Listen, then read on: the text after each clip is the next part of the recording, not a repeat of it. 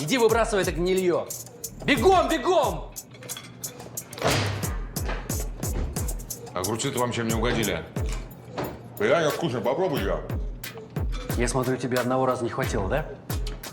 Хочу понять, в чем ваша проблема. Есть подозрение, что агрессивная потребность в контроле – это способ справиться с тревожностью.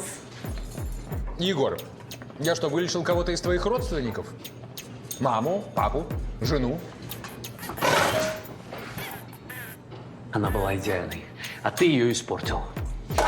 Это в чем же она была идеальна? Можно поподробнее? Да легко. Она идеально выглядела. Каждый день встречала меня дома накрашенной. Дома был идеальный порядок. Если что, утром меня ровно в 7.